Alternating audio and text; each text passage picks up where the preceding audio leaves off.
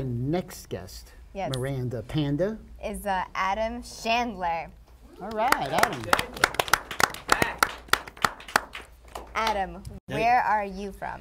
I am from New Jersey. I grew up in a town called Livingston, the home of Jason Alexander, George Costanza, and Chelsea Handler. And now I live in West Orange, which is the former home of Rascals Comedy Club, one of the classic, now defunct comedy clubs. That was the best. Yeah, That was awesome. That's That is where I so used to sneak in interesting. and learn comedy. That is some interesting facts that you got That there. you didn't ask for, but I gave you anyway. No, but it's interesting. I like it. What got you into comedy? Was it that rich culture around you? You know, I always loved stories, and I thought the funniest stories were the best stories, and it didn't hurt to have a track coach who was the bouncer at Rascals who would sneak me in and have me hang out in the back and watch up and coming and name comics, and I just fell in love with the whole atmosphere. You know, one of my managers for many years was one of the managers at that Rascals Wow. Comedy Club. Yeah, her name Small was Linda world. Cork. Linda Cork. Okay. Awesome. Craig Reiner was my track coach and bouncer, so it's a good thing Rascals is not around because he would have gotten fired for sneaking me in. And who is your favorite comedian? So I've got a Mount Rushmore. Dennis Miller is actually one of my favorites. I have to look up everything he says, but just something about cerebral comedy.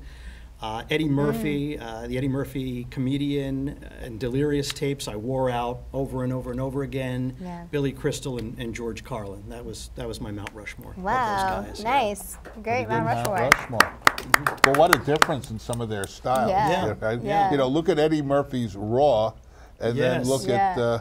at who was that? The first. Well, you had first Dennis one? Miller. Dennis Miller. Yeah, so look the at Dennis Off-White Miller. album. The Yeah, Off-White look at album Dennis was over Miller, and and then Raw on the other side, and wow, Yeah. you got a wide range. Well, it's like music, right? People have eclectic tastes in music. I think you can have eclectic tastes in comedy. And where can they find you? So my Instagram is @adam.d.here, as in here. I also co-host a podcast called Bad to the Dad, where we interview dads of all shapes and stripes and sizes. So @Bad to the Dad is our Instagram, and my Facebook is Adam D. Chandler. Wow, that is freaking awesome. A media machine. You Got to got market, right? Got to run yourself like a business. Yes. Exactly. You got a set for us tonight? I think I can put something together in a few minutes. Okay, we'll do it. Adam D. Chandler, ladies and gentlemen.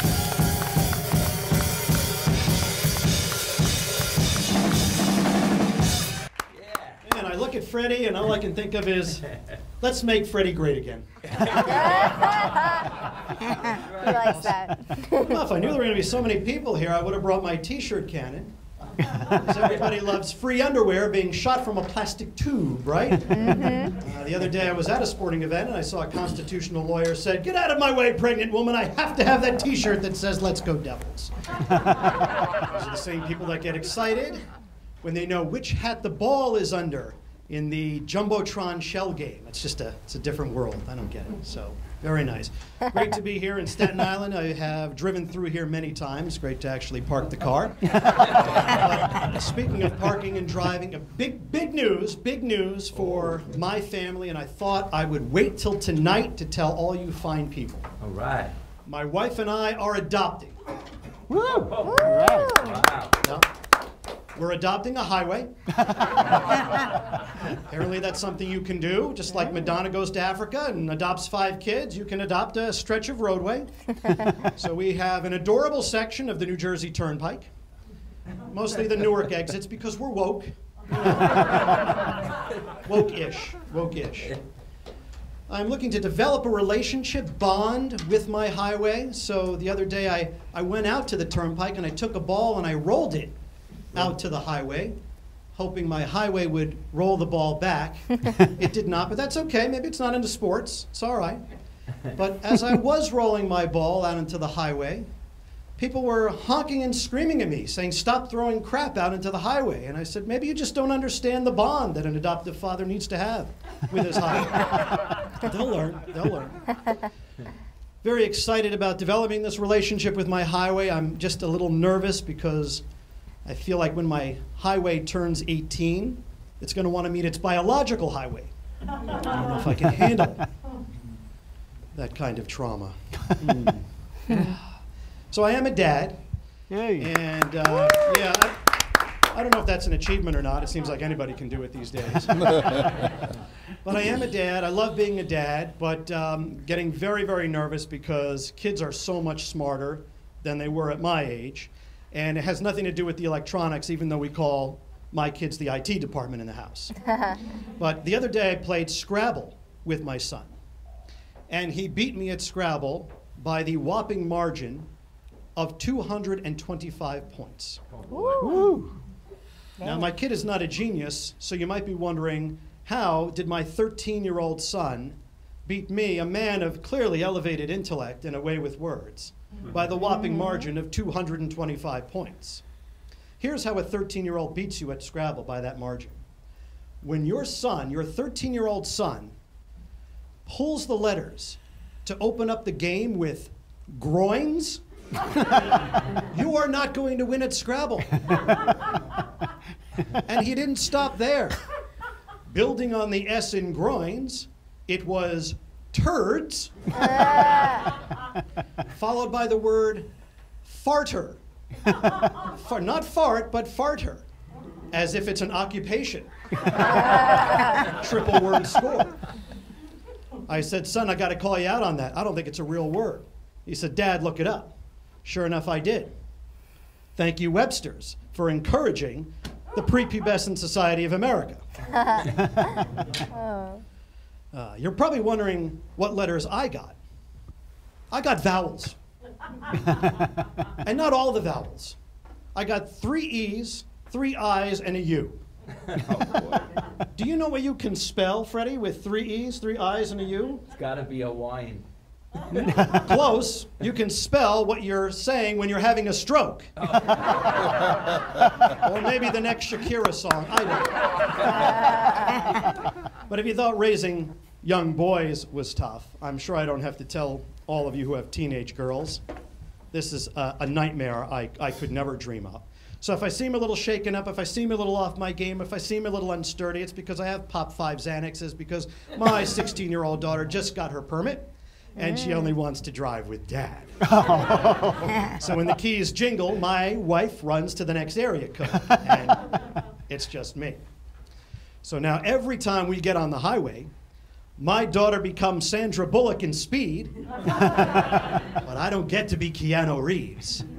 I'm every poor bastard on the bus, hoping that Sandra doesn't go under 50. But in my sad reality, I actually hope Dennis Hopper hits the button and blows the whole thing up. I'm glad you laughed at that. Usually when I tell that bit, you're like, oh, Adam, you went dark there. And I say, yeah, but you've never driven with my daughter. Boys are brazen. You know, you have a teenage daughter, you really appreciate, you know, what a scumbag you were as a teenage boy. Boys are brazen. I don't know. You know, when I liked a girl, like back in high school, I had to rehearse for 3 weeks in the mirror to, you know, think about what I was going to say to her. I'd be in the mirror, I'd be like, hello, Jennifer, you look lovely in that ensemble. Those shoes are very pretty. I was wondering if you would like to go out with me for a delicious ice cream treat at the Carvel. Perhaps we could split an ice cream saucer, my treat. I thought by being more formal and polite that I would get more dates, but it actually got me more single. But now these guys, there's really nothing to it. The other day, this guy reached out to my daughter and he said, you're pretty, let's get Panera. And he didn't even call her. He texted her. Yeah. And he didn't even spell Panera right, because autocorrect kicked in. Oh, I think you're pretty, let's get some Panther. You look like a girl who might like a large black jungle cat. Come on. My goodness. So I know you're all probably wondering, what's it like being named Adam D. Shandler when there's a comedian who does this whole thing perfectly well named Adam Shandler. Oh, you've heard of him. I'll tell you what it's like. It is like being the prophet, Jesus H. Christ, during the time of that other guy. But you know what? I think there's enough miracles to go around. You had Jesus, you had the Jesus. Sorry, we'll start with him. You had the Jesus who would turn water into wine. And then you had Jesus H. Christ who would turn water into an effervescent lemon lime soda. There's something for everyone. You had the Jesus who would give sight to the blind and help the limp walk. And then you had Jesus H. Christ, who just wanted to cure male pattern balding. A miracle for everyone. Folks, you've been great. My name is Adam D. Shandler. Thank you.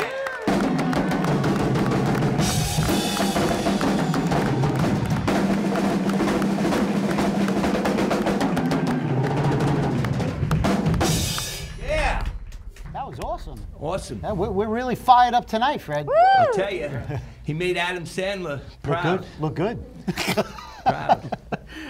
So, we have another thing. Al, I have a question for you. Yeah. The book, the cover, the dynamic cover of this book, it was awesome, right? It was a lot of fun. And you were on the virtual show, and I put together a little bit that you were actually, your face was in the microphone head. Right. Because the whole cover is your face in the microphone head. With a cigar. With a cigar, Right. and you are the microphone. Right. So if they have that roll-in ready. Well, that's a funny question, Nevin, because we had a couple of different options originally for how we were going to do the front cover. So initially, the front cover was going to be what the back cover is now, which is a serious photo of me, for lack of a better word, a pensive shot of me at the dinner table with my family. And then we decided to switch it to something a little funnier, since it is a book about my career in stand-up comedy. So Drew Tessier, who produces a great comedy festival at my club and a monthly gay show at the Broadway Comedy Club, and is a great and very talented graphic artist, came up with a design. He also wound up designing the cover for my wife's soon-to-be released book as well. So he came up with something that incorporated my my signature cigar, which I usually smoke, as well as comedy, the microphone head, and my picture. And it came out, and a lot of people loved it, and that's really how it got started.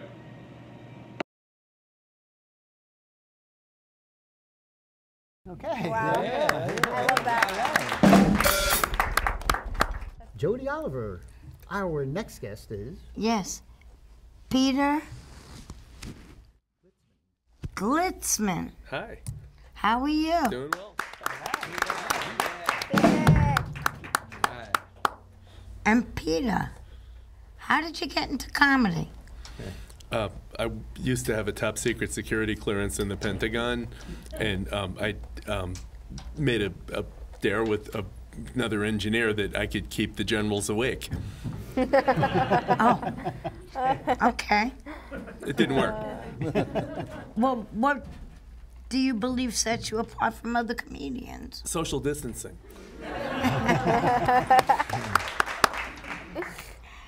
And while you were performing, did you have any funny bloopers? Other than silence. Or crickets. What's your favorite comedy TV show? Monty Python's Flying Circus. Yeah. And where can we find you on Facebook or? Yep, Where? Facebook, LinkedIn. I have my own website. I'm on Instagram, Glisworks. Glismann. My ex-wife's lawyer. Any shows coming up? I have used the last set I did from the Staten Island Comedy Show to audition for several comedy festivals, so I will certainly keep you guys posted. Oh, wow. You Oh, hear that, good. Stanley? Yeah. Come on the show. You And- could be discovered. Do you have a set for us? I do. Thank you, Staten Island. I'm actually from Staten Island, or as most people from Staten Island would say, Staten Island, sorry. I mean, you know, just saying the word Staten Island, you feel like you're in confession and you're admitting to tax fraud. Yeah, but I'm actually, it's all about a positive spin. I'm from the South Shore of Staten Island, So, you know, you can smile when you say a lot of things when you're describing the South Shore of Staten Island. Like Lemon Creek, Wolf's Pond Park. Yeah. Think about the North Shore of Staten Island. Watching! I graduated from Monsignor Farrell High School in 1980, so I grew up on Staten Island in the 1970s. It's a much different world today. Like if you wanted to meet, like I went to an all-boys Catholic high school. If you wanted to meet women who spoke Spanish on Staten Island in 1978, you had to hang out near the courthouse. Oh, God, yeah. It's kind of a strange place. But no, I recently turned 60 last Tuesday. Thank you. I'd say that I'm dating myself, but at this point it's mostly carbon dating. But I can still do everything I did 40 or more years ago. I still swim. I'm a body surfer. I spent my summer, my birthday weekend at the beach. I still ski in the wintertime. I ride city bike about 800 miles a year. But the only thing I can't do is communicate with younger people.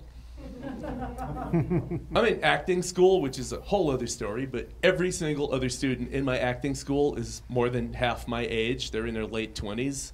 So they invited me out to karaoke night a couple of weeks ago. So I get there, and they're talking about Notorious Big. I thought maybe we were going to film a porn movie. They were asking me about The Killers. I thought maybe there was another school shooting. No. So finally, this one young woman says, "Do you know that song by Meatloaf?" I was like, "You mean Paradise by the Dashboard Light?" She starts jumping up and down. Oh, can we do a duet? I said, "Yeah, little point of reference. St. George Theater, March 1978. A Meatloaf concert was my first date." And she said, "Well, it's more than 40 years before I was born." That was pretty bad. That was kind of embarrassing. But, you know, I'm okay. I mean, you know, the way I look at it, I try to put a positive spin on things. I'm over 60. I used to drink in old man's bars. Now I drink in bars. I used to date older women. Now I date women. I'm pitching a reality show about my sex life. Antiques Roadshow. No, I've taken stock of my life. You know, I've had a lot of success, a lot of failure. You know, mainly in comedy. But I'm divorced. Thanks. Twice. Thanks. So first time I got married was 1990. Second time I got married was 2012. So I had a lot of time during the pandemic to listen to a lot of music, and it occurred to me the first time I was married to the band Nirvana. The second time I got married, I was married to the band The Foo Fighters. I listened to a lot of music on Amazon while I was sitting in my apartment during the 5-week lockdown when I couldn't work, and it occurred to me every single song by Nirvana and The Foo Fighters sounds just like both of my marriages.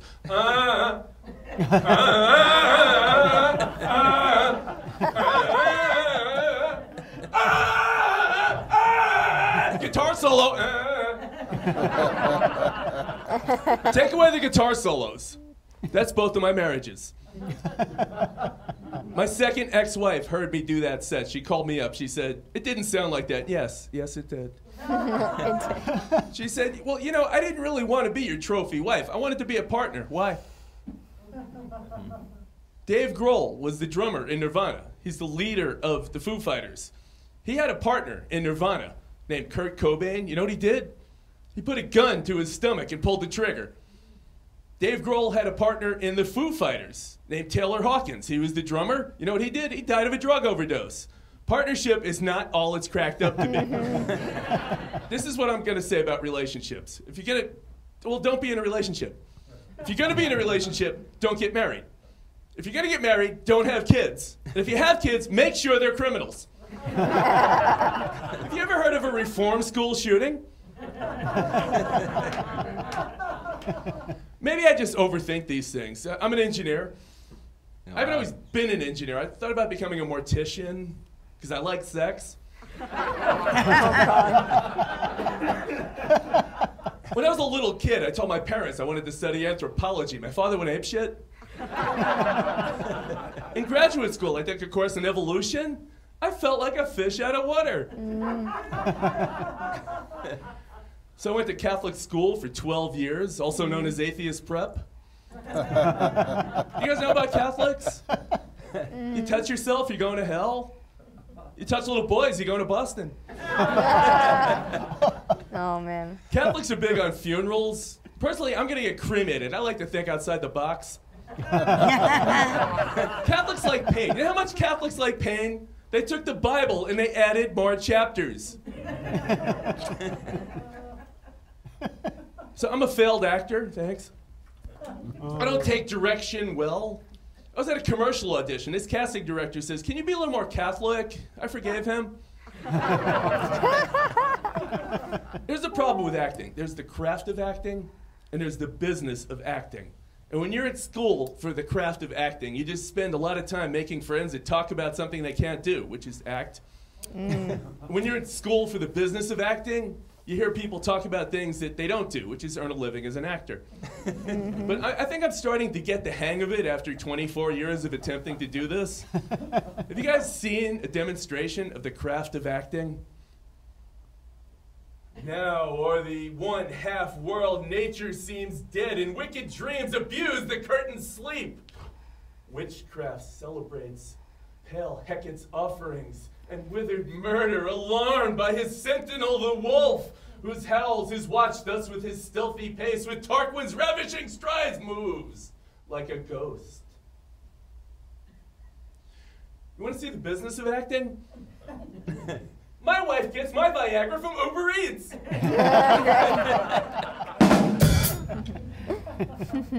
I'm really hoping that I can have a successful career as something other than an engineer. I mean, I live on the Upper West Side. My life is going pretty well, but it's really hard. You know, I do auditions. I'm just hoping this whole thing works out. You know, I'm at that age where you just want things to work out.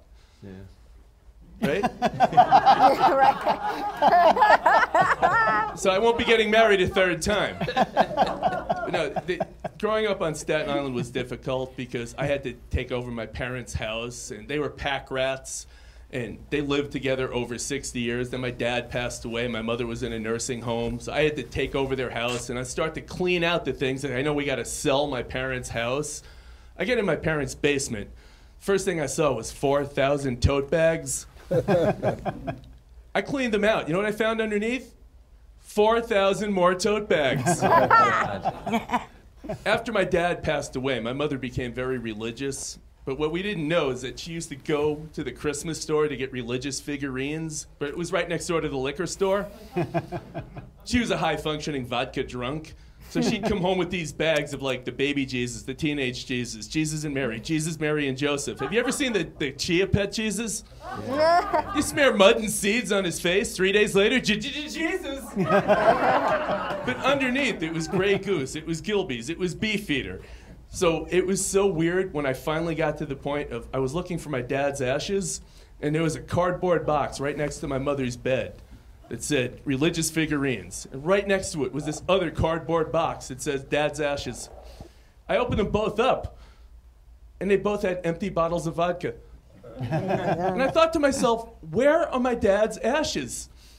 Probably in a tote bag. You guys have been great. My name is Pete Glismann. Thank you.